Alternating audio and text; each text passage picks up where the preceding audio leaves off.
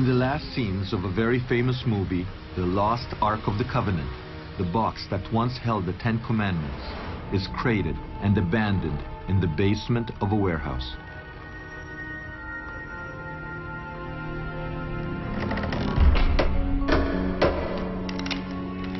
What if Hollywood's depiction accurately reflects reality? This would mean that hiding somewhere, there's tangible proof of the story the Bible calls the Exodus, the deliverance of the Israelites from Egypt, led by the prophet Moses. Well, right here in this building, there's a 3,500-year-old gold image carved, perhaps by an eyewitness to the biblical Exodus, of the lost Ark of the Covenant. And the people in there don't realize it.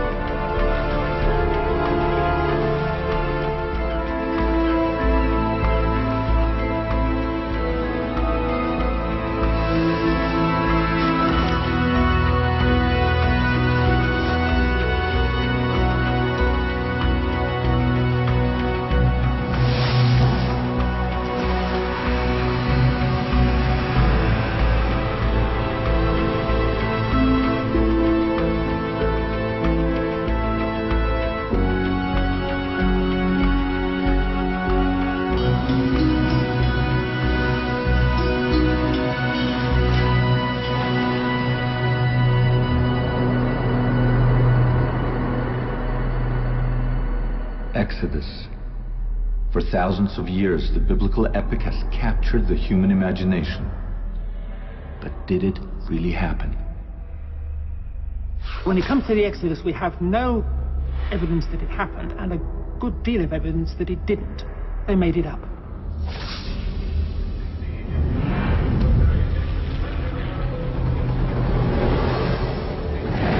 Painstaking excavation.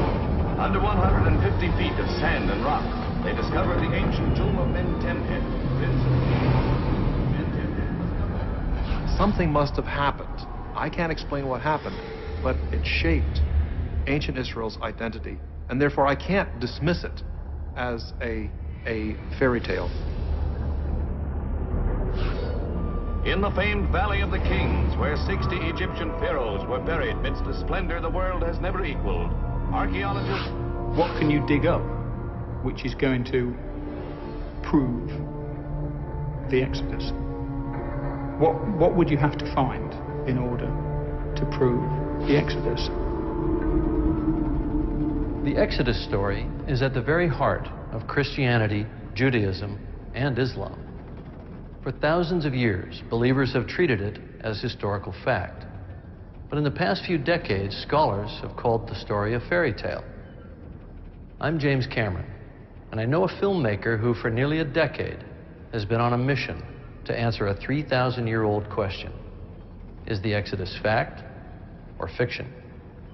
His name is Simcha Jakubowicz, and he's a two-time Emmy winner in investigative journalism. He claims that scholars have missed the archaeological evidence that's hiding in plain sight. More than that, he seems to have come up with the goods by putting together the long-forgotten pieces of the ultimate archaeological mystery.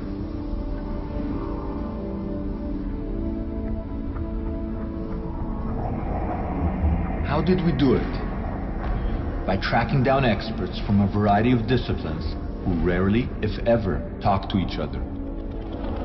None of them fully subscribes to our take on the story, but many possess critical pieces of the puzzle, and what emerges will challenge even the most skeptical. But before we show you the evidence, let's start the story at the beginning.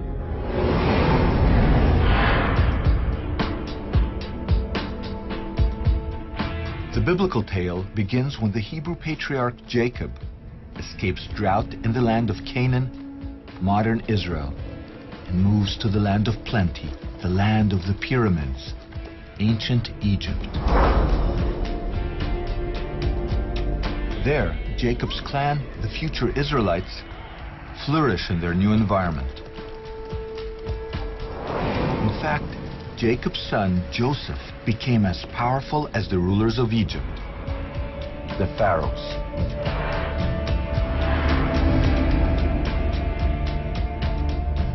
And yet, after Joseph dies, his people are enslaved by the ruling Egyptians.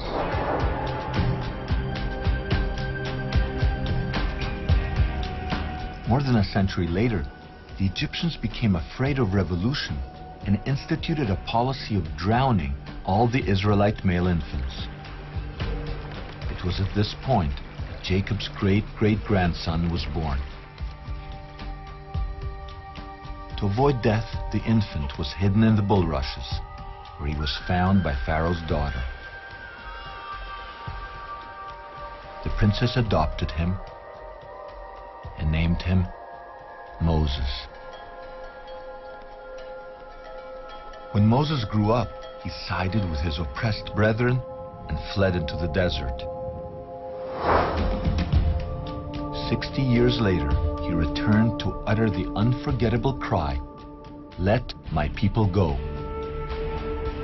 10 times Pharaoh said no to Moses, and 10 times God struck Egypt with catastrophic plagues, ultimately killing all Egyptian firstborn males.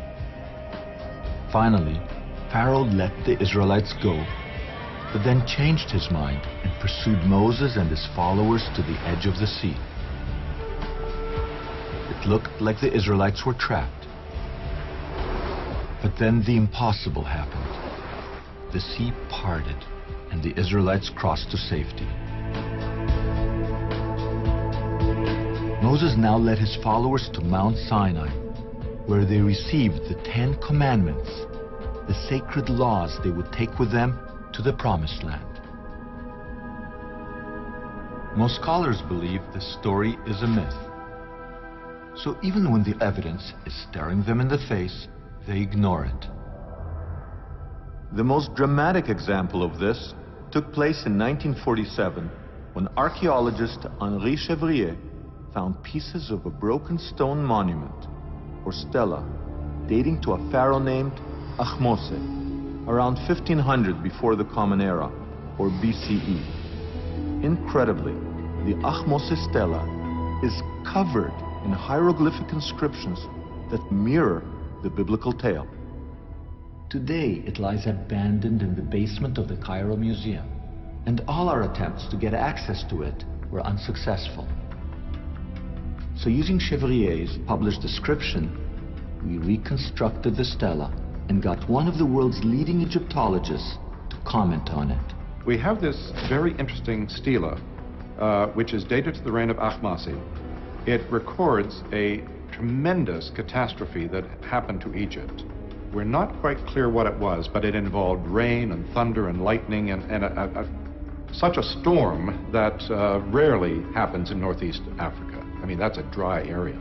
It sounds peculiar to me that the biblical tradition preserves the memory of plagues, which involve climatic cataclysms. And here we have, from the very time, this curious stela. This curious stela may in fact hold the key to the Exodus enigma. Let's take a closer look. The Bible says that at the time of the Exodus there was a great storm. Ahmose's stela also talks of a great storm. The Bible says darkness descended on Egypt. The stela says that Egypt was enveloped in darkness. The stela then says something very peculiar. Though the Egyptians worshipped many gods, on this stela it is written that the storm and the darkness happened when God, in the singular, manifested his power.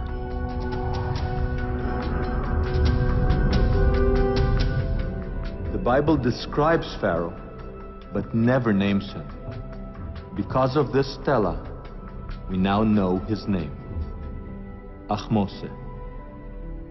And now that we know who he is, maybe it's time that we met him.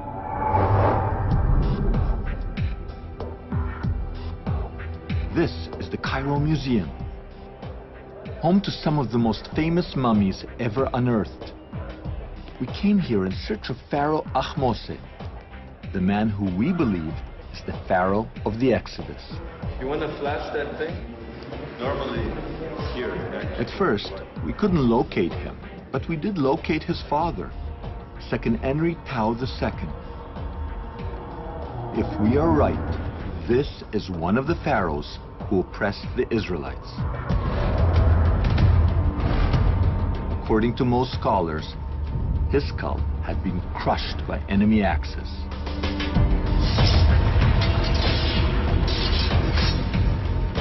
Perhaps those enemies were Israelites, smashing his mummy as they left on the Exodus.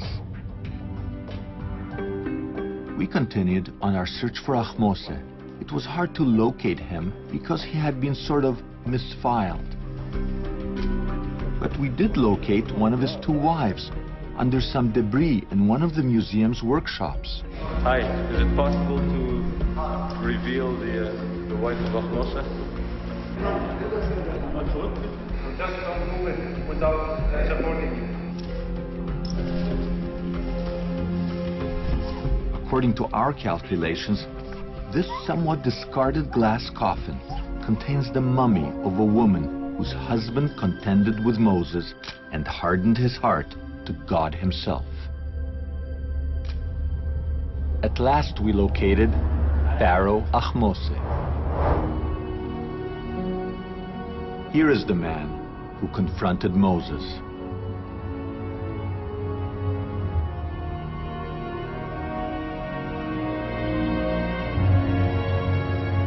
Can it be that Ahmose's father remembered the Israelite prince he grew up with, and when he gave his son his Egyptian name, Ahmose, the moon is born, he chose the name because of a play on words. In Hebrew, Ahmose means the brother of Moses. In history, Pharaoh Ahmose is most famous for expelling a foreign nation from Egypt around 1500 BCE. At the time, Egypt was ruled by a people that the ancients called Hyksos. Until recently, little was known about the Hyksos. Then, in the 1960s, their ancient capital, Avaris, was discovered north of Cairo.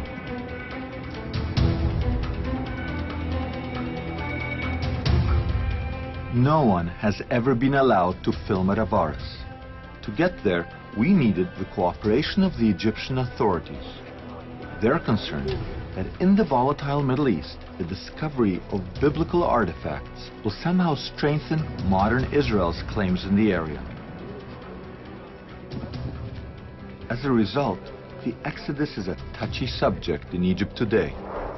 So we didn't mention Moses, and we stressed that we were interested in Pharaoh Ahmose and the Hyksos he drove out of Egypt.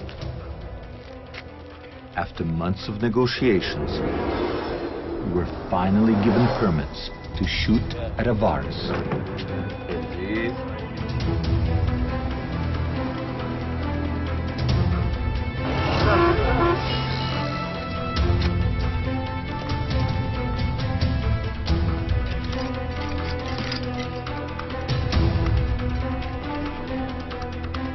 This is Avaris, a walled city dominated by palaces. 3,500 years ago, it was surrounded by branches of the Nile. Avaris was discovered by Professor Manfred Bitak of the University of Vienna. Although only a few acres are exposed today, in ancient times, Avaris seems to have dominated the area.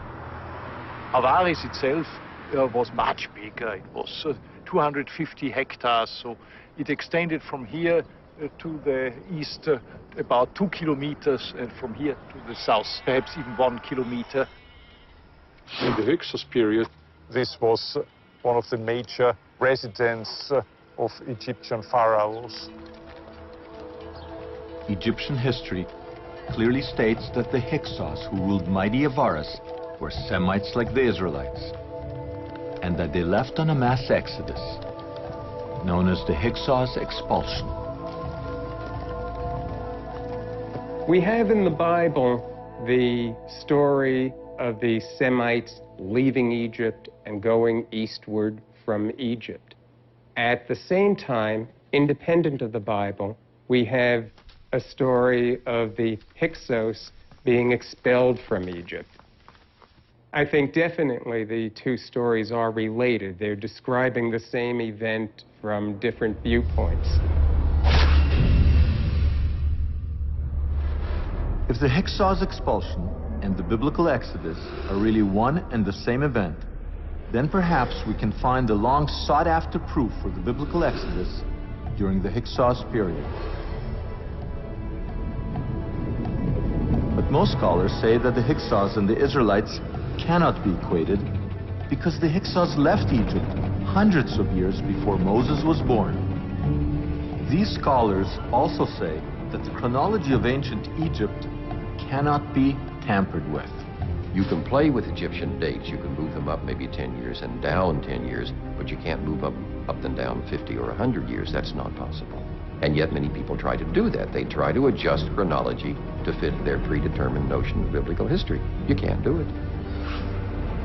But maybe we have to. What if scholars are placing the Exodus in the wrong time period? Imagine the confusion if in the future scholars date World War II to the 1990s. You'll never find any evidence that it actually happened. Currently, most scholars date the Exodus to 1270 BCE during the reign of Pharaoh Ramses II. But some scholars are now breaking with that consensus. The Bible gives information that would put the Exodus about 480 years before the early years of Solomon, in the middle of the 15th century BC.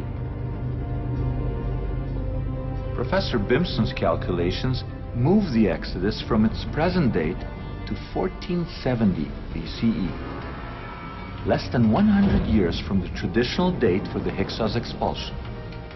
These are too close to write off as a coincidence. So we have a new date for the Exodus, approximately 1500 BCE. The Hyksos and the Hyksos expulsion is what we're talking about when we are talking about the Exodus. All right. Our new date for the Exodus is 1500 BCE. And we know from the Bible that the Israelites arrived in Egypt some 200 years before their Exodus. In the original Hebrew, the Bible calls the Israelites God's people, or Amo Israel.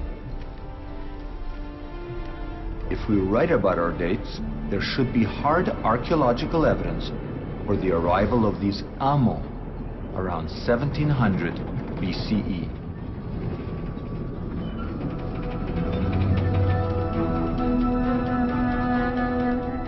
"400 kilometers south of Avaris is the tomb at Beni Hassan.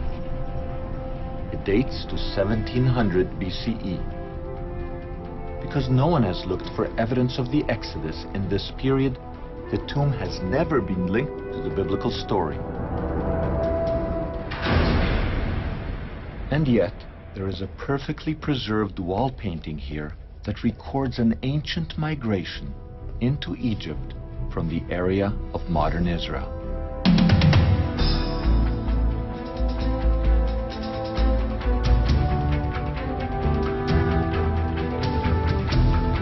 As in the Bible, the scene involves bearded Semites riding donkeys and bringing their families and flocks into Egypt. Like the biblical Israelites, they are wearing multicolored tunics. The hieroglyphic inscription on this wall calls these people the Amo, God's people.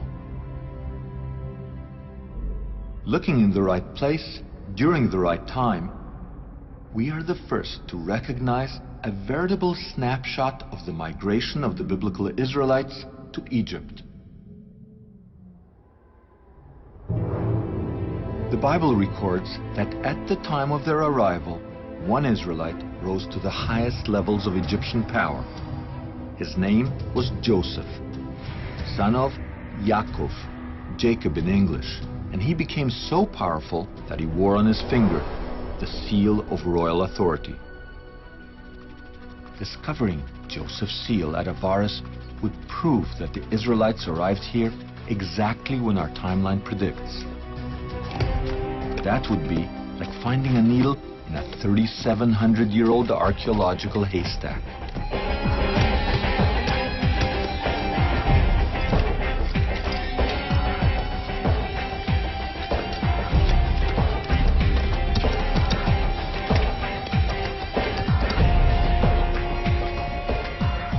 Incredibly, the tiny seal was found, precisely at the archaeological layer we anticipated.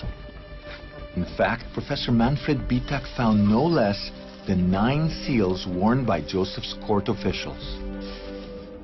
Inscribed right on them is the Hebrew name Yaakov, Joseph's father. It's very strange that we found 9 seals with the name Jacob here. It's a biblical name, by the way. The original was probably mounted on a ring worn on the finger, and this gives us a new puzzle. Is it really a puzzle? Not if one uses our chronology. This is the only time that a Hebrew name appears on an Egyptian royal seal. It directly connects Avaris with the Bible, but Professor Bitak steers clear of biblical chronology. He's under the constant watch of the Egyptian Antiquities Authority, who have made Avaris off limits to the public. Supposedly for conservation reasons, Professor Bitak has been forced to cover up his dig every single year. The area is then plowed, seeded, and cultivated by local farmers. No one would suspect that underneath these fields lies an archaeological treasure trove that proves the biblical Exodus.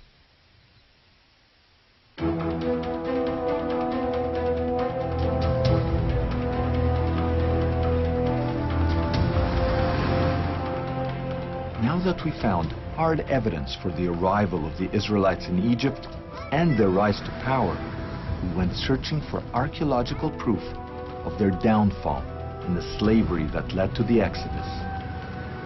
In search of the evidence, we had to travel to a place called Serabit El Khadem, 400 kilometers south of the Nile Delta into the Sinai Desert.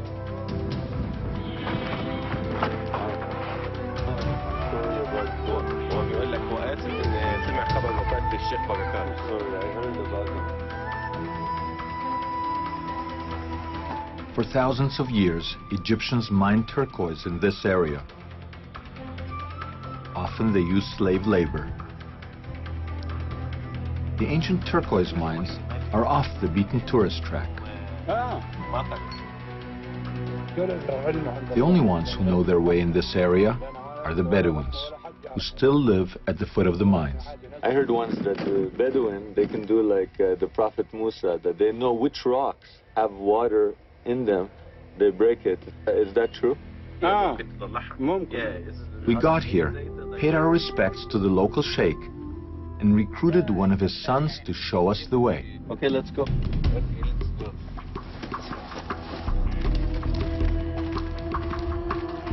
We learned of this place from old papers published in obscure journals. We came here to find proof of the slaves that Moses led to freedom. But even if we found evidence for the presence of slaves, how could we be sure that they were Israelites? The Bible provides us with 2 clues. First, the followers of Moses did not use hieroglyphic writing like the Egyptians. Rather, the biblical tradition states that they used an early form of alphabetic writing. Also, the Israelites did not worship Egyptian gods, but a single God that the Bible calls El.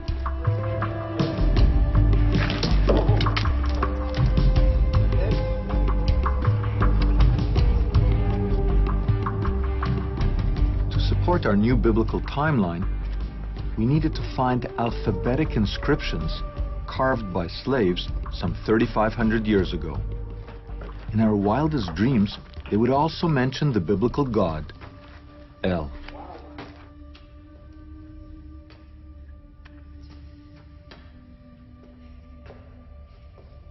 And sure enough, there are slave inscriptions here, and one of them records a 3,500-year-old cry. El, save me. This is the writing of a slave who worked in this mine. You can still see the chisel marks, which were part of the forced labor that the author of this inscription was involved in. And he wrote his cry to God, saying, help me, don't forget me, here where he worked and he slept and he probably died. And it represents an incredible moment in human history. Not only is it the first inscription that records the name of God, El, but it also records the oldest, or maybe the second oldest, alphabetic inscription. It's the basis on which Hebrew, Aramaic, Greek, Latin, English, Arabic, all is based on this writing.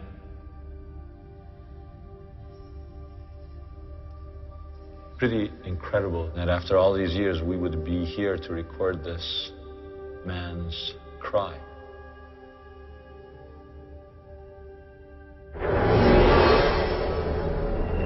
The Ahmose Stela, the Beni Hassan tomb paintings, Joseph's royal seal, and the Israelite slavery inscriptions all point to approximately 1500 BCE as the date for Moses and the Exodus. If our date is correct, then there's something else that we have to factor in. Around 1500 BCE, people living along the Mediterranean experienced one of the most cataclysmic events in history, the eruption of the Santorini volcano in modern Greece. This eruption may be another crucial clue for decoding the biblical Exodus. This is the island of Santorini, 700 kilometers from the Egyptian coast, across the Mediterranean. It is literally the mouth of a volcano. Some 3,500 years ago, Santorini was destroyed by one of the worst volcanic eruptions in human history.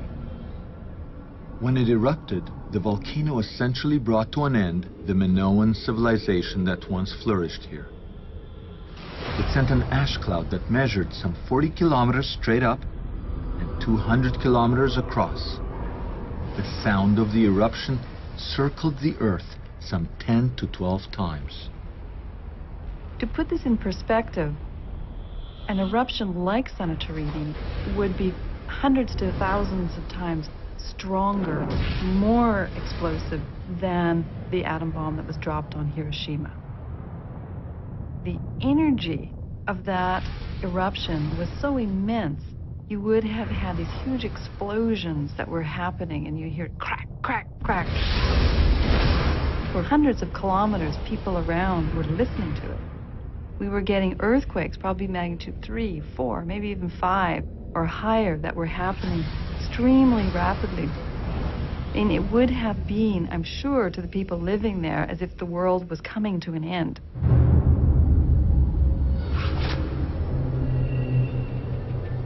So perhaps the cataclysmic events described in the Bible, such as plagues, darkness, and the parting of a sea, are somehow connected to the Santorini eruption. But like all things related to the Exodus, dating the Santorini eruption to 1500 BCE can be controversial. People have been arguing about the dates of Santorini. Volcanologists and geologists would date the eruption in the 1600s BC. Archaeologists tend to date it in the 1500s BC. Digging at Avaris, Professor Bitak has no doubt that he can pinpoint the Santorini eruption to the exact time period where we place the Exodus. Here, pumice from the Santorini eruption appears for the first time.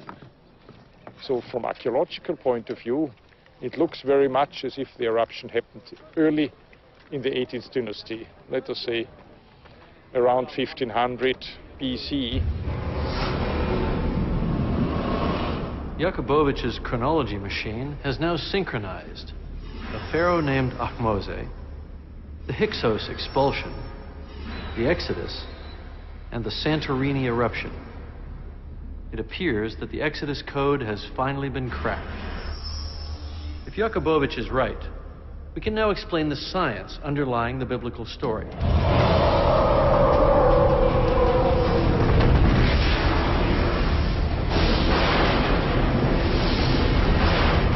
We can even explain what caused the greatest miracle of them all, the parting of the Red Sea.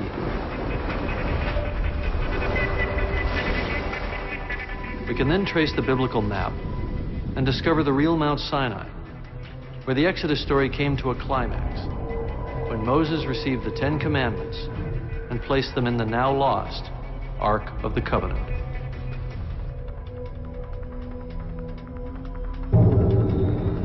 Let's begin with the plagues, the biblical catastrophes that struck Egypt because Pharaoh wouldn't let the Israelite slaves go.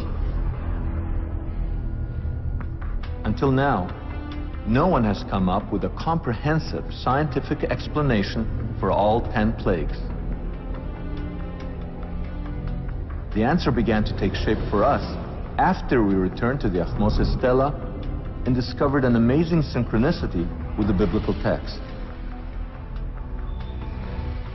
The Bible says that the God of Israel passed judgment on the gods of Egypt. And the stela confirms that the statues of the gods of Egypt were toppled to the ground.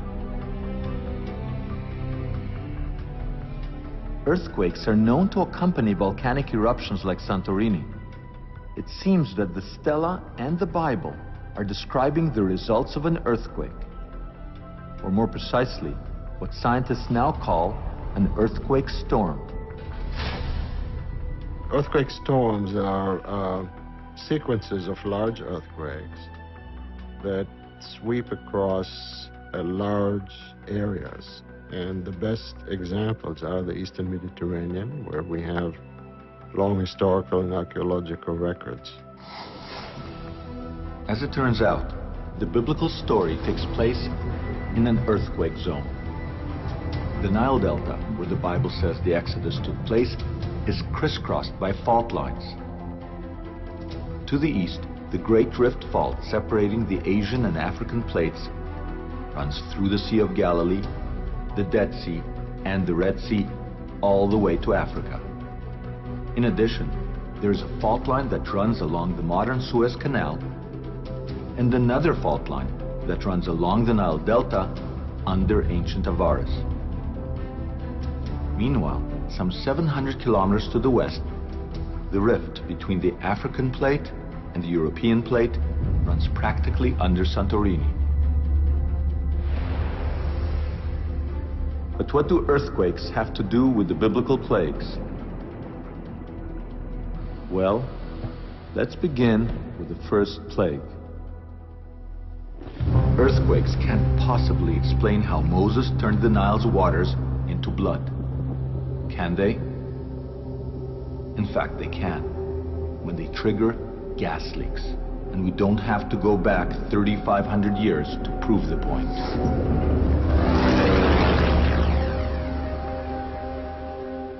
In 1984 at Lake Manu, and in 1986 at Lake Nyos, both in Cameroon, the sweet, clear lake waters suddenly turned blood red. The mystery was solved when Professor George Kling explained the phenomenon in terms of an underground gas leak.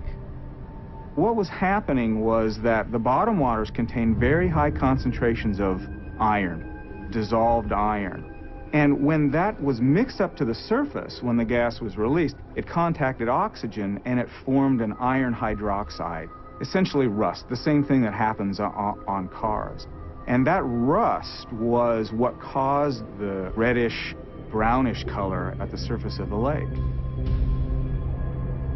When it comes to the biblical plagues along the Nile Delta there, There are many elements that are present that could suggest a buildup of gas. So we could have a situation where gas beneath the Earth is trapped in pockets, and earthquakes along the fault line then release that gas. And depending on the kind of water that gas goes through, it could even turn that water red. If the Nile turned blood red as a result of a gas leak, then the chain of events described in the Bible would have been set into motion. The first thing that happens in such circumstances is that the water becomes devoid of oxygen and all living things in it die. The fish then begin to float in the polluted waters, rotting in the sun. The only things that do not die are frogs. Unlike fish, they can hop out. And as it turns out, biblical plague number 2 is a frog infestation. The lack of clean water then leads to lice, flies, and bacterial epidemics among humans and domestic animals. Not surprisingly, biblical plague number 3 is lice. Plague number 4 is flies. Plague number 5 is an epidemic.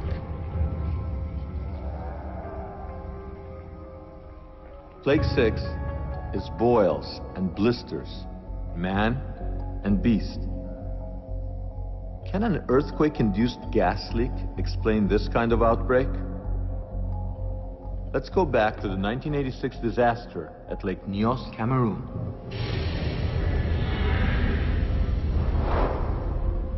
At the time, people living along the lake developed strange boils and burns. It turns out that carbon dioxide mixed with air put people into a kind of coma, reducing circulation to the skin and causing the kind of boils described in the Bible as plague number 6. Despite the first 6 plagues, the Bible records that Pharaoh still refused to let the Israelite slaves go. So Egypt was now struck by plague number 7, hail. And it was a very unusual hail, involving ice and fire mixed together.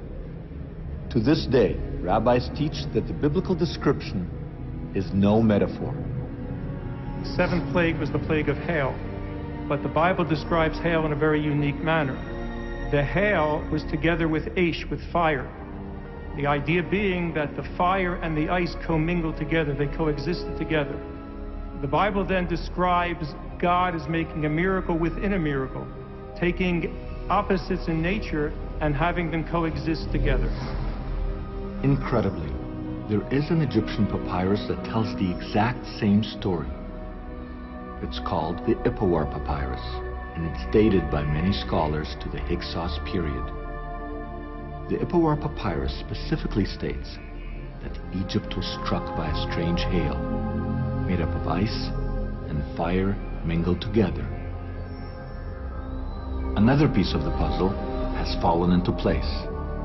It now seems clear that the biblical and Egyptian texts are describing what scientists call accretionary lapilli, volcanic hail, that could only have come from the earthquake-induced Santorini volcano.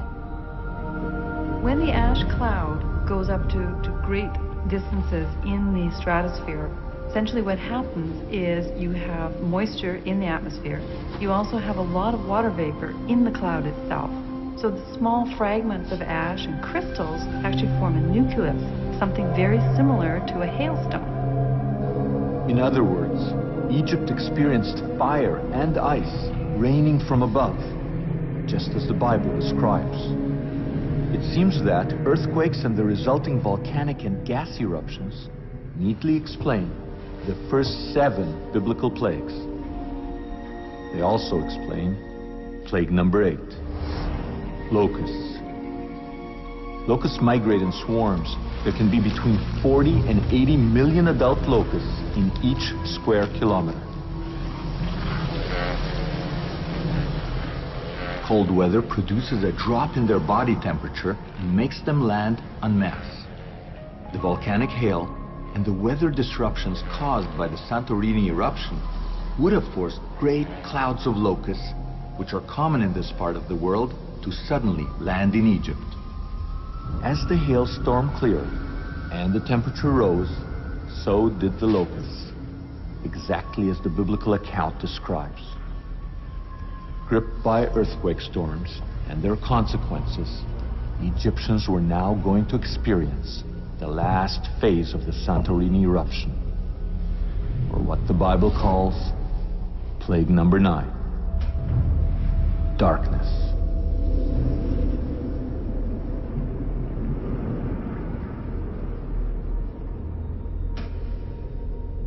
This is the way it probably worked. During the months before the eruption, seismic activity in the whole eastern Mediterranean was causing the African plate to grind under the European plate. Seawater was then turned to steam that bubbled up through the magma. This in turn caused pressure to build and erupt through weak points in the surface, triggering several small eruptions, leading to a major blowout. When the final eruption came, it created an ash cloud almost 40 kilometers from top to bottom and 200 kilometers across. When the ash cloud reached the Nile Delta, it engulfed the Egyptians in what the Bible calls a palpable darkness. In a matter of a few minutes, they're plunged into a black world. Ash is falling around them. They can't see, they can't breathe very well. The sun has disappeared. You have black overhead, and they have no idea what's going to happen next. The discovery of Santorini pumice at Avaris seems to prove the arrival of the ash cloud in Egypt and explains the biblical description of a prolonged darkness. Some might argue that since pumice can float, it could have been brought to Egypt by waves and washed ashore by tides. So we caught up with Professor Jean Daniel Stanley of the Smithsonian Institute. He's made the definitive discovery. He found Santorini ash in the Nile Delta. It could only have arrived in the ash cloud that plunged Egypt into the biblical darkness. We had to look through 10 to 20,000 grains to find one ash grain. So we found a total of 40 ash grains. Not all ash looks the same. Ash has a fingerprint aspect. The ash particles that we find in the northern and northeastern Nile Delta are individual grains that came in from Santorini. There's very little room for doubt that the Exodus account and the descriptions that we have in Egypt of this, the volcanic dust coming into Egypt, and geological description where we can actually see, feel, touch, and date the volcanic dust in the Nile, that they are describing the same tremendous volcanic event. The final plague took place at midnight, after Moses ordered the Israelites to sit down to what became known as the first Passover meal. While the Israelites were involved in the Passover ritual, the Egyptians slept. And then it happened. Every firstborn male Egyptian died. Every house was affected. No one has ever been able to offer a plausible scientific explanation for the death of the firstborn. Until now. According to our scenario, at this point in the sequence of events that began some 6 months earlier, the gas leak that set the chain of plagues in motion would have finally erupted. Carbon dioxide would have seeped to the surface, and being heavier than air, would have killed animals and sleeping people before it dissipated harmlessly into the atmosphere. In case you think all this is conjecture, consider this. It happened in exactly the same way in 1986 at Lake Nyos, Cameroon. On the fateful night of August 21st, the villagers at Nios went to sleep. They couldn't have known that the carbon dioxide gas, which had turned the lake blood red, was now reaching a critical point. As the people of Lake Nios slept, the top of the lake was keeping the carbon down like a cap on a pop bottle. But then, the earth rumbled and a landslide took place, sending rock into the water, disturbing the surface pressure and releasing the gas.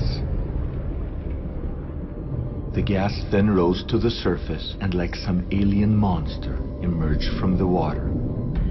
Droplets forming on it, turning the invisible gas into a visible fog.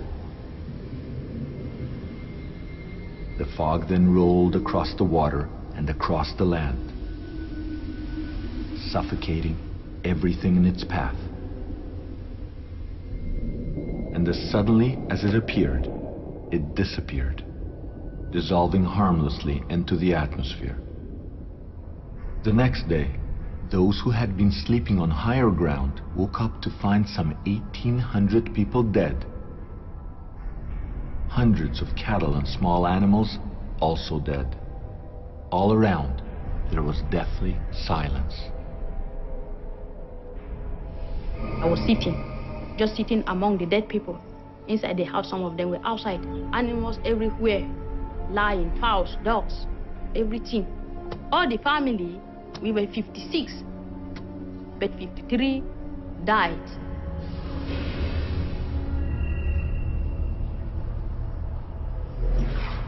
After the death of the firstborn, Pharaoh finally relented, letting Moses take his people out of Egypt.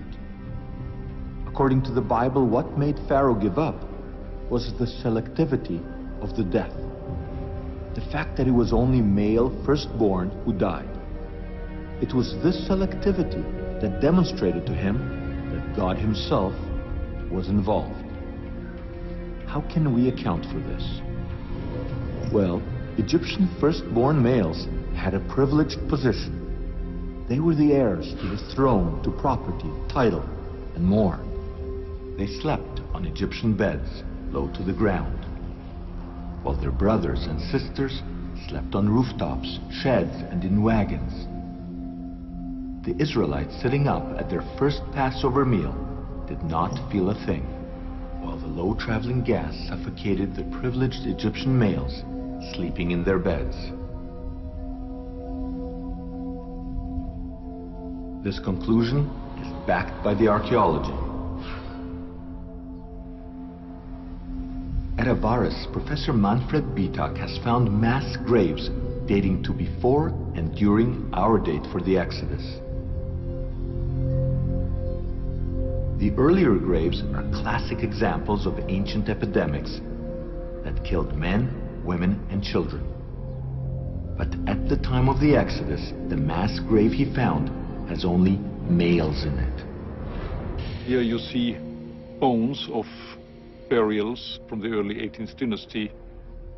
They are all male victims.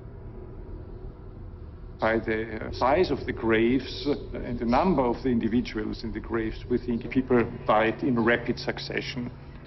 And the individuals were just thrown into the pit, some of them lying on their stomach, some lying on their side.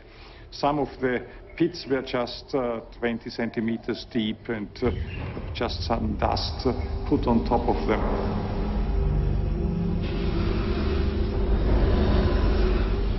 The Bible says that Pharaoh's son also died during the plague of the firstborn. Since we claim that Ahmose is the Pharaoh of the Exodus, we should be able to prove that Ahmose's son died young.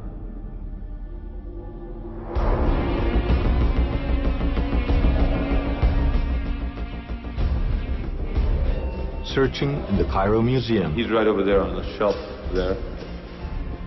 We found Ahmose's son. The prince had died young.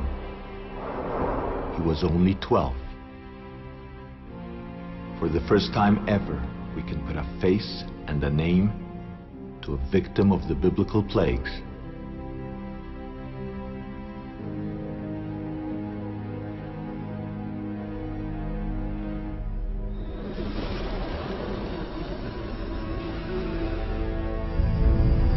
It seems that the Bible, geology, and archaeology are all telling the same story.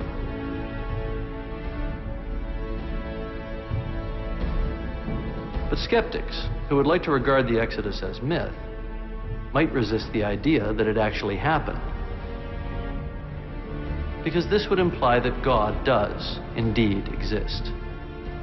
Believers, on the other hand, may feel that a scientific explanation of the biblical story takes God out of the equation.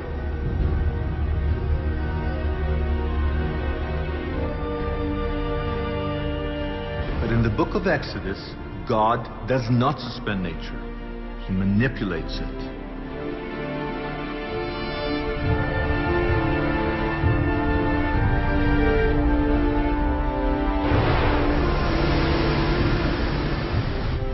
In other words, according to the Bible, we should be able to understand the science behind the miracles. And the greatest miracle of them all was the parting of the sea. After the death of the Egyptian firstborn males, Pharaoh let the Israelites go. He then changed his mind and pursued them, finding them trapped on the shores of a sea.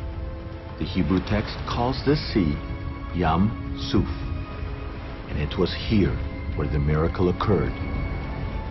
The sea parted, the Israelites crossed to safety, and then the waters came back, swallowing the entire Egyptian army, overturning chariots, drowning all the horses and soldiers.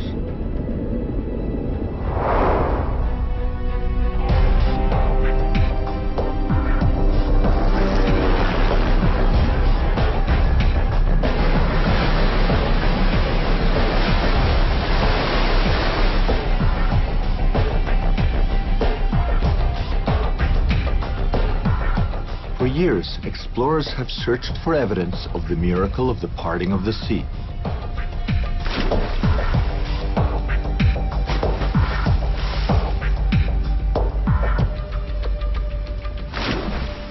They've mounted underwater archaeological quests, looking for ancient chariots, swords, and any evidence of drowned Egyptian armies. There is a theory that a huge subsurface shelf in the Red Sea could have been exposed for a short time during a powerful storm, providing a land bridge for the Israelites to cross.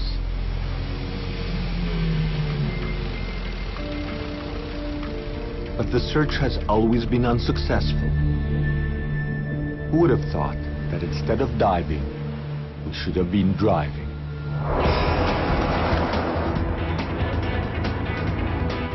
That's because Yam Suf, Hebrew for the place where Moses parted the waters, has for years been mistranslated as Red Sea, when in fact the correct translation is Reed Sea. And reeds grow in sweet water, not salt water, in lakes, not oceans. We should have been looking for a lake. But which lake is the Bible referring to when it describes the parting of the Reed Sea? It goes like this. Oh, like that, like almost like a figure 8. Yes, you know what I mean? Using our dates for the Exodus, we tracked down an ancient artifact that records the precise location of Yam Suf. It also provides us with the first archaeological evidence for the parting of the sea.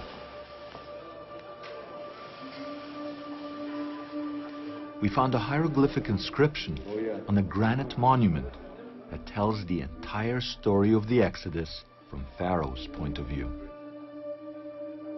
The Bible calls Moses a king. On this stone, Moses is called the Prince of the Desert. The Bible calls the Israelites God's people. The granite calls them the evil ones. And then, the granite corroborates the miracle of the parting of the sea. The symbol can be read by anyone. 3 waves and 2 knives, the parted sea. The 3 water signs, one on top of the other, is typically used to apply to different types of bodies of water. It can apply to the Nile, can apply to a marsh, it can apply to the sea. But what is not so common is when you have that word in combination with these two knives. The fact that you have these two knives associated with it would suggest that this is water that is cut, water that is divided. This might be an allusion to the waters that the Red Sea or the Reed Sea were divided in Exodus chapter 14. Oh, I see it. To examine the text better, we got a pressing of the hieroglyphic. And as it turns out, the Egyptian text doesn't just mention the parting of the sea. This is the best one. You see the two knives? It also mentions a specific location next to where the sea parted. The place is called Pi Haroti, and today archaeologists know exactly where it was, enabling us to locate Yam Suf, the place where the Bible states the sea parted. The Israelites crossed to safety, and human history was changed forever. It's an ancient lake that survived until the 1850s. When the Suez Canal was put in, this ancient lake finally died. Professor Manfred Bitak, after conducting thorough study of this area, proposed that this lake was known to the Egyptians as Patufi, the marshland, the marshy sea. And the word tuf, Egyptian word for reeds, is the same word as Suf in Hebrew. So that Yam Suf, he suggested, was a name derived from this body of water. Now it's called the Al-Balach Lake.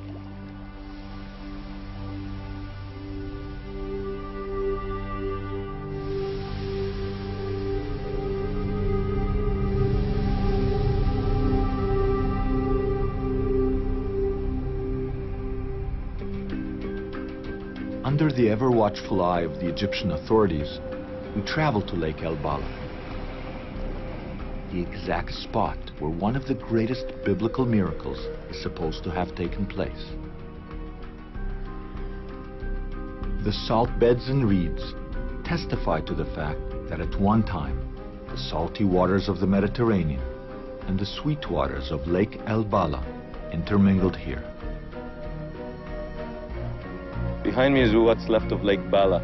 You can see the salt marshes, you can see the reeds. This whole entire area was one big lake or sea. But because of the Suez Canal, today, you can literally walk or drive through the Sea of Reeds. One of the problems most people have today is they pull out a map and they try to find out where were these places that the Bible's talking about. But you can't use a modern-day map. You have to use a map that's 3,000 years older. And we are working on this by taking satellite images where we can actually see the depressions from ancient lakes. And so we can actually begin to understand what the northeastern delta of Egypt was like 3,500 years ago. Identifying the precise location of Yam Suf means that we can finally explain the miracle of the parting of the sea.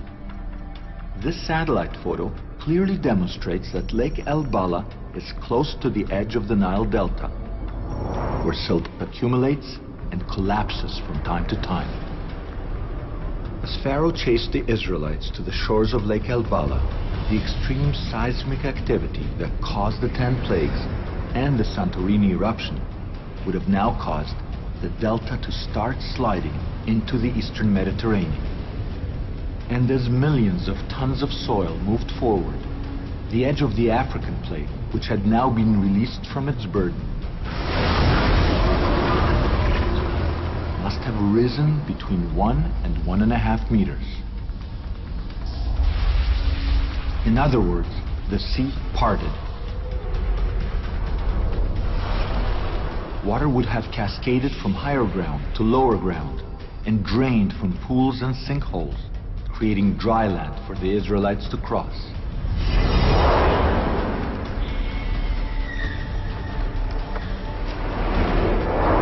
At this point, further seismic activity or another collapse of the delta would have sent a major tsunami crashing against the coast.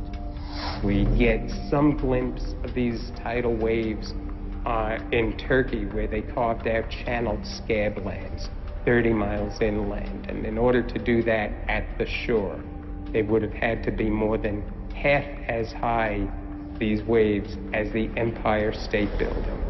And that's exactly the description that we do have in the Bible. If the tsunami went a mere 12 kilometers inland, it would have reached Lake El-Bala and engulfed the Egyptian army. By this point, according to the Bible, the Israelites had advanced beyond the reach of the waves.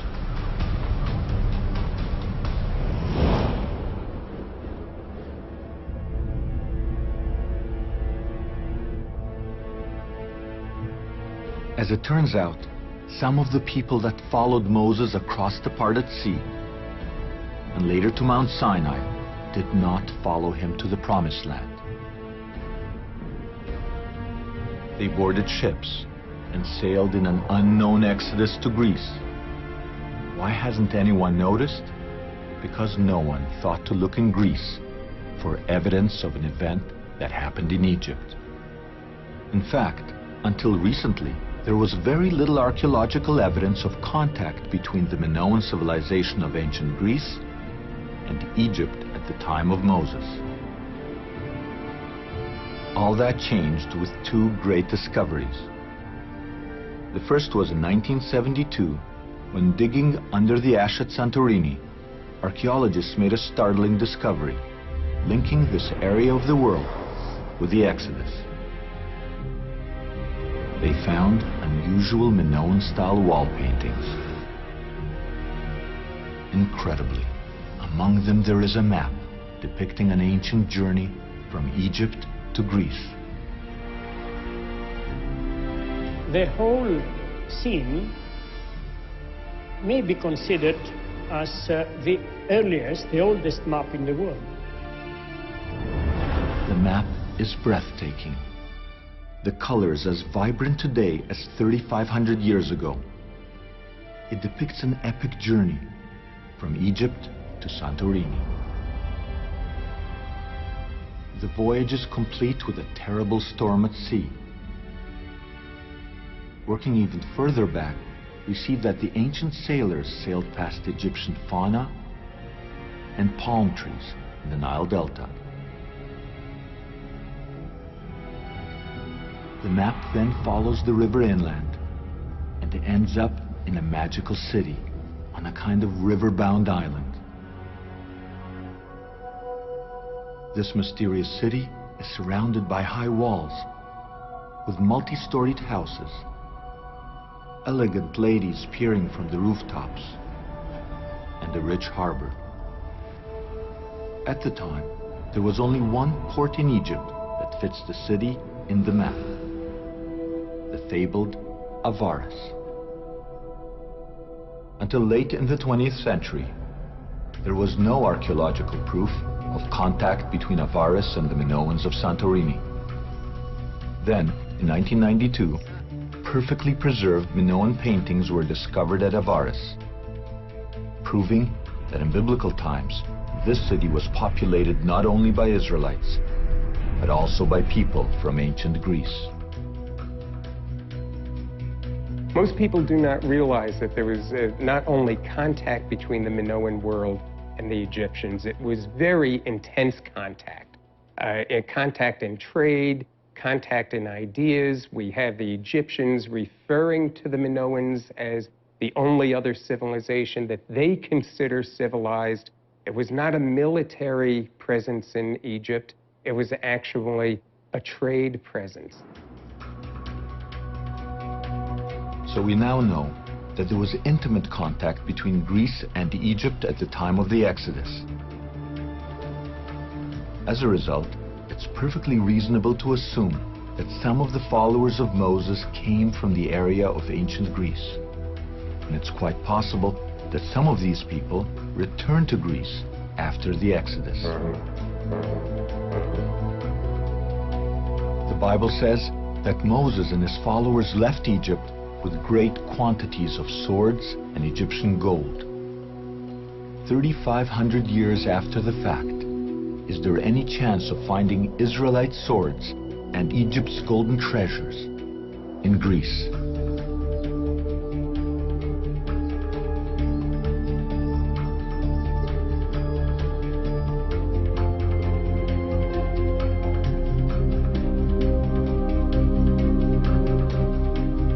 This is Mycenae, 50 kilometers from the coast on the Greek mainland. In 1876, the famous archaeologist Heinrich Schliemann, the excavator of Troy, made a world-shaking discovery at Mycenae. Here, he found 3,500-year-old tombs. The tombs are incredible, with long shafts leading to vaulted ceilings. They were built in the shadow of a mountain that has the shape of a pyramid.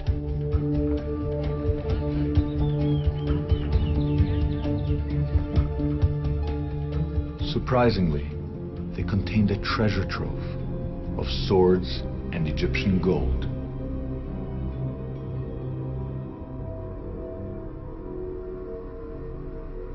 Schliemann believed that the gold belonged to Homer's Agamemnon, who led the war against Troy for the sake of the beautiful Helen.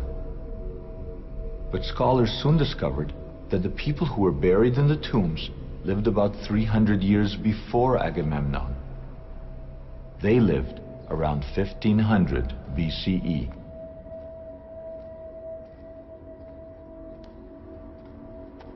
Is it possible that here lie some of the followers of Moses?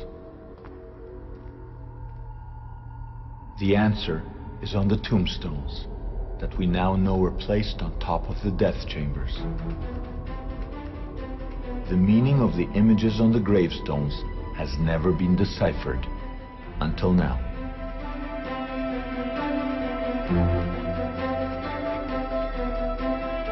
If you ask scholars, what is it?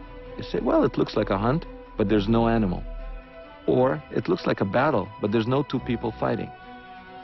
Let's look at it and let's see what in fact do the grave stelae of Mycenae actually testify to if we just look at it very simply, without any prejudice and without any preconceptions. I almost want to whisper it's some kind of secret because nobody realizes that they have a 3,500-year-old movie, if you will, 3 frames of the parting of the sea. And they don't know it. They don't know it, but look at it. Just look at it. It's so clear. Frame number 1, you see waves on top and waves on the bottom. You actually literally see the parting of the sea. And this guy is on a chariot chasing Moses, who's holding a staff. That's frame number 1. And right over here, you have frame number 2 in the movie. The water is gathering into whirlpools. And look what's happened over here. Everybody thinks the man with the staff is the loser, but he's actually turned around. He's turned around. He's facing his enemy. He's occupying higher ground, and this guy is occupying lower ground. And look, there's walls of water coming. And in the 3rd frame, which is in another museum, even more hidden, you see this guy's been overturned, the water is engulfing them, the horses are upended, and the story is complete. But what do the experts say? In this very example, the options can be mainly 2. Either he is a warrior in a battle scene, and he's the enemy, he's chasing the enemy, and the enemy is trying to escape holding his sword. And the second option may be the chariot race scene. So this guy is, this is kind of an ancient Olympics, this guy is an official, and this guy is racing around. He is bearing a sword as well, and he's holding a sword. This doesn't look like much of a sword. It looks more like a staff to me. Yes. In this case, it's an abstract depiction. It's not a naturalistic depiction. So we cannot say much. To understand what's going on here, all you have to do is actually take this 3D image, which has been flattened out, and just pull it out. Just pull it out. And what you get is the biblical story.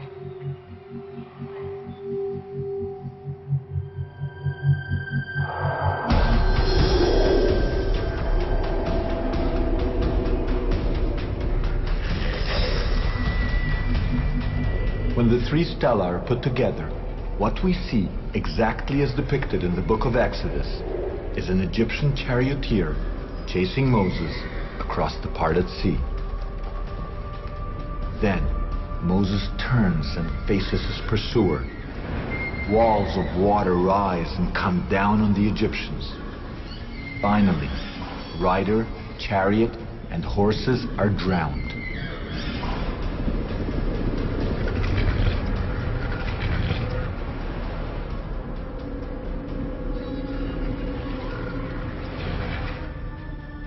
Here, we have literally carved in stone a visual account of the biblical tale dating back to the very time of Moses and the Exodus.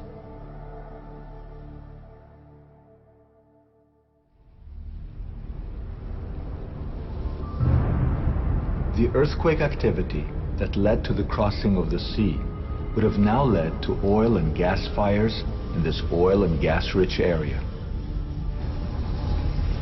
What Moses and his followers would have seen, just like the Bible says, is a pillar of smoke by day and a pillar of fire by night, beckoning them into the desert.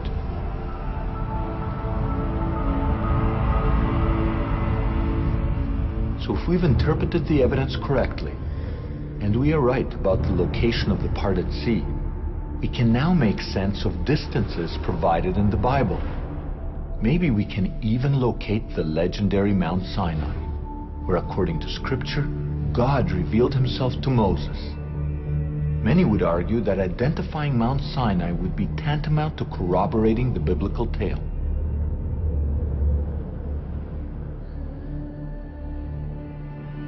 For thousands of years, adventurers have attempted to find the elusive mountain, and they've always ended up in the wrong place.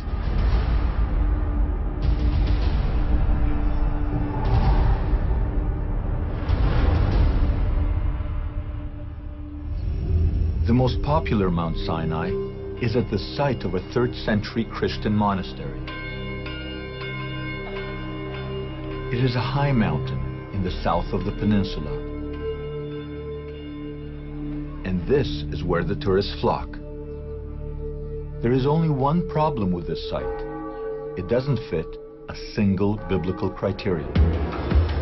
It's well off the main Trans-Sinai routes. It's nowhere near the land of Israel, where the Israelites were headed. There is not a single plateau that could have accommodated hundreds of thousands of Israelites. And since the land is made up of granite, there is hardly any shrubbery to sustain flocks or water to sustain people. So where is the mountain of God?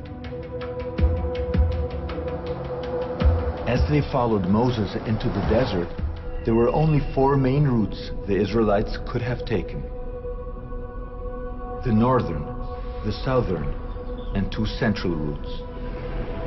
The Bible explicitly states that it wasn't the northern route. Geography rules out the southern, leaving only the central routes, which combine to form a single road leading to the Promised Land.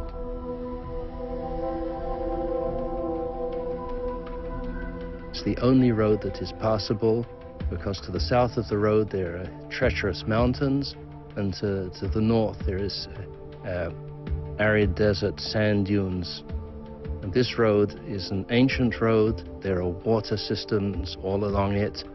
And that was the road on which Moses would have fled for his life from Egypt, and is the road that he would have taken back, finally leading the Israelites out to the revelation on Mount Sinai. The Bible provides us with 3 coordinates for Mount Sinai.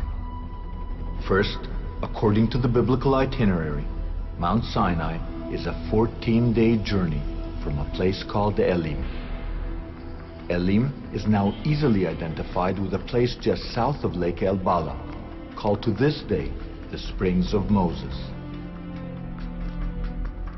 If a mass of people can walk no more than 15 kilometers a day, we can now draw an arc from Elim that takes us 210 kilometers into the desert. This gives us our first coordinate. Exodus 3:1-2 states that God first appeared to Moses in a burning bush on Mount Sinai. At the time, Moses was tending his Midianite father-in-law's flocks. Mount Sinai, therefore, has to be within flock grazing distance of Midianite territory. The problem is that the Midianites lived in Saudi Arabia, not the Sinai Peninsula, except for one place, a place called Timnah.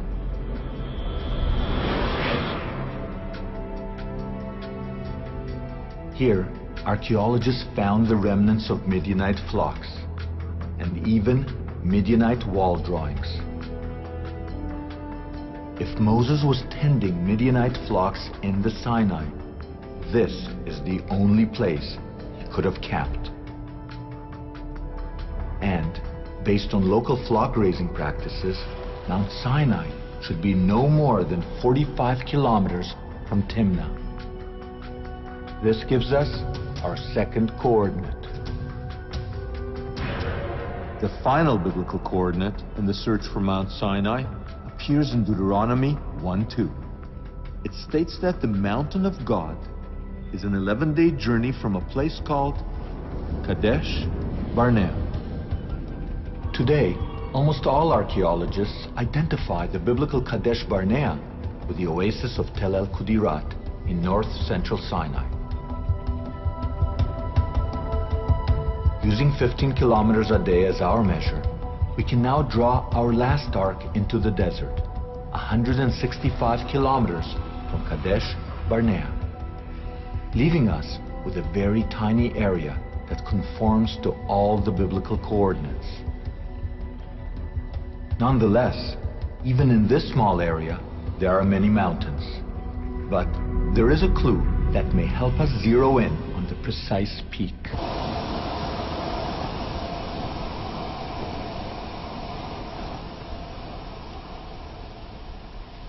The book of Exodus calls Mount Sinai a holy mountain. And holy mountains in the desert are marked by ancient open-air rock sanctuaries. Yeah. What are those? They look like little excavations. That's amazing. In this area, there is only one mountain surrounded by sanctuaries. Today, that mountain is called Jebel Hashem El Tarif.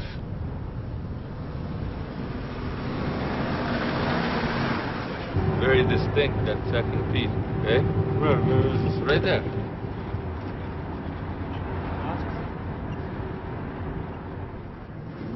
Although this entire area is in the middle of a military zone, we got to it.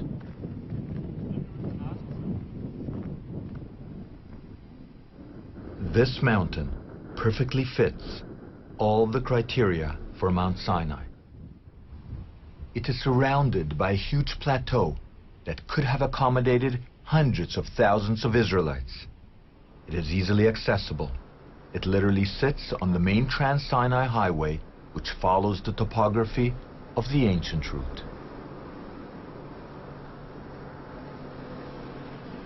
The mountain is not very high. It's only about 200 meters above the plateau, but it is very conspicuous. You can see it from distance. And the unique point is that it is surrounded by actually the largest concentration of open-air sanctuaries that we know today in the desert. If we are right, some 3,500 years ago, Moses climbed this mountain and received the 10 Commandments on its summit. But this is as far as we're permitted to go. Our professional camera crew sticks out like a sore thumb in a military zone. The Egyptian army forbids us to proceed. We cannot climb the mountain to confirm our theory that this is Sinai.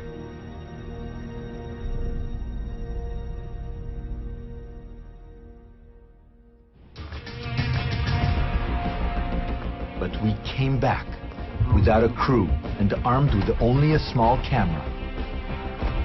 We had to climb to the top in search of evidence that this was the mountain where Moses received the commandments from God.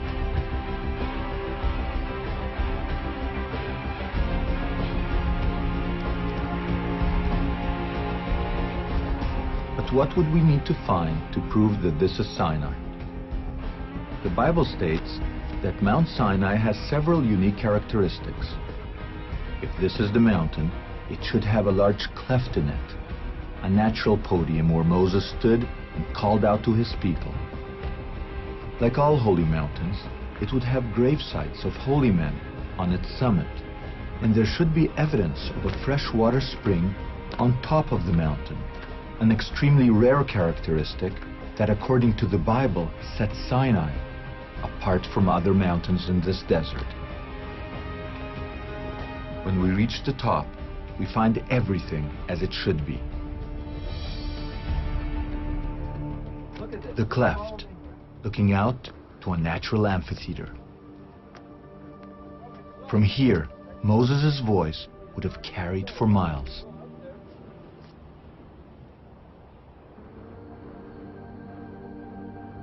And here are the grave sites. Each one is a circle of about 6 meters in diameter, and they are built in the shape of a platform, each one. You can see the burial cell. In the burial cell, nicely built and roofed. And rarest of all, look at this. You see the white stuff? It appears there was an ancient spring at the top of the mountain. This is a travertine, which means an accumulation of calcium under wet conditions that indicate an ancient spring. Finding it on the mountain top is quite unusual. The remains of a real ancient spring, yeah.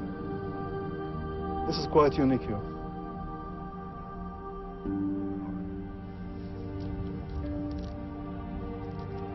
All the evidence points to this mountain as Mount Sinai, where, according to the Bible, the words now etched in the human imagination were first heard.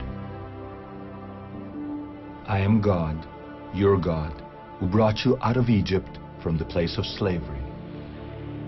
Thou shalt not have any other God before me. Thou shalt not represent such gods by any carved statue or picture. Do not take the name of God, your Lord, in vain. Remember the Sabbath and keep it holy.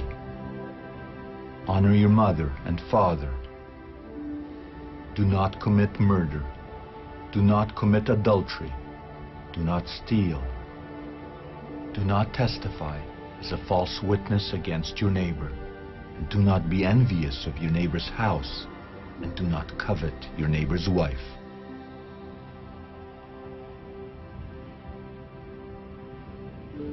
According to the Bible, Moses wrote the 10 Commandments on stone tablets and placed them in a golden box, the Ark of the Covenant.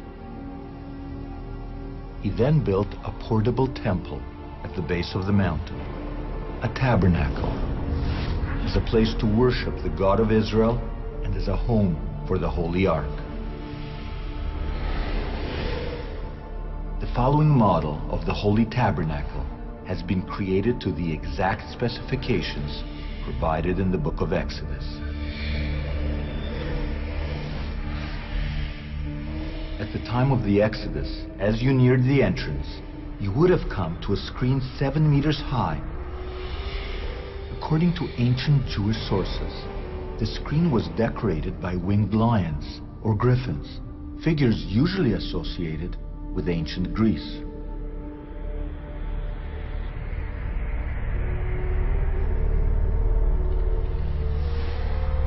Only priests were allowed inside the courtyard. And here, there was a 4.5 meter high altar for sacrificial animals. In a daily ritual, priests carried animals up the ramp. Then, the blood of the sacrifices anointed the horns of the altar.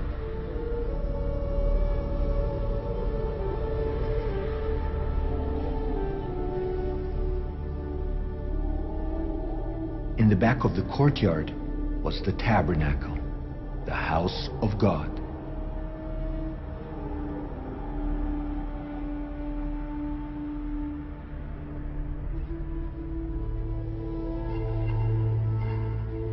Only Moses, his brother Aaron, and Aaron's sons entered it.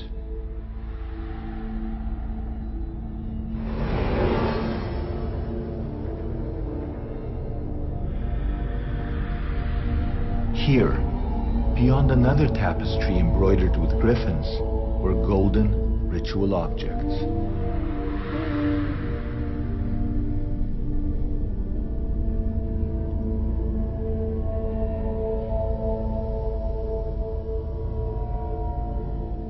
And in the back was the Holy of Holies. In it, there was only one object, the ultimate object, the Ark of the Covenant.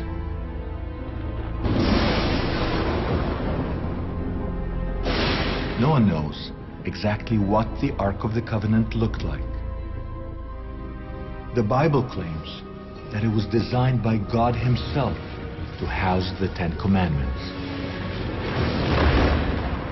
Based on descriptions in the book of Exodus, people have attempted to reconstruct it, complete with gold carrying poles and a golden cover crowned by birds. Whichever way it looked, what is clear is that it was an exquisite work of gold.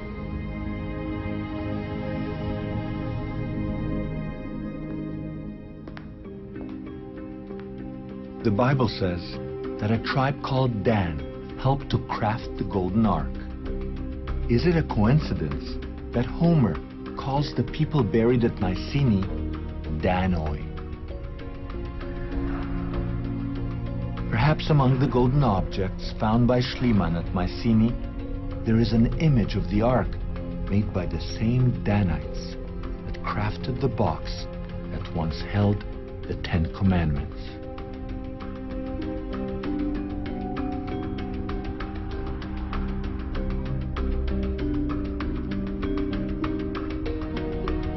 Incredibly, among all the golden objects, there is a piece of priestly jewelry that goes unnoticed and unheralded.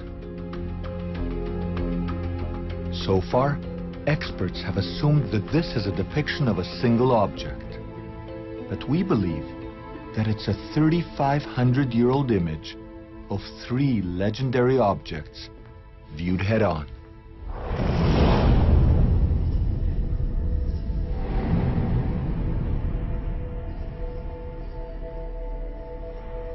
Here, we can clearly see the holy altar, the ramp of the tabernacle, and the Ark of the Covenant.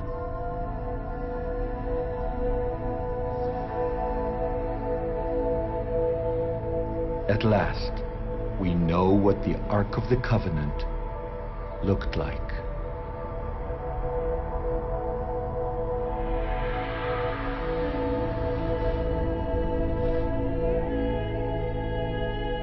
More than that, we now know how the holy objects appeared when seen from the Holy of Holies, looking out. Until now, the only person who would have seen these objects from this perspective is Moses.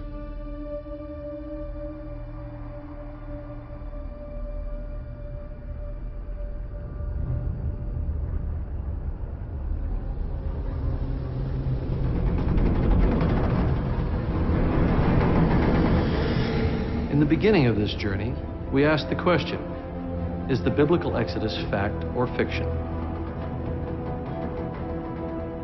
I think a compelling case has been made that the Exodus is a historical fact. Here we were shown for the first time ancient hieroglyphics and stone carvings depicting the parting of the sea. We saw the biblical plagues deciphered and the archaeological and geological proof that they actually occurred. We even trekked to the real Mount Sinai. And then, Jakubowicz revealed what is arguably the discovery of the millennium, a gold image of the Ark of the Covenant. But I think we must end our journey, as we started, with a question. Did all this happen as a result of massive geological events triggered by nothing more than nature? Or were the earthquakes, the volcanoes, and the tsunamis caused by divine intervention when God decided to free a nation from slavery and forge a new covenant with humanity?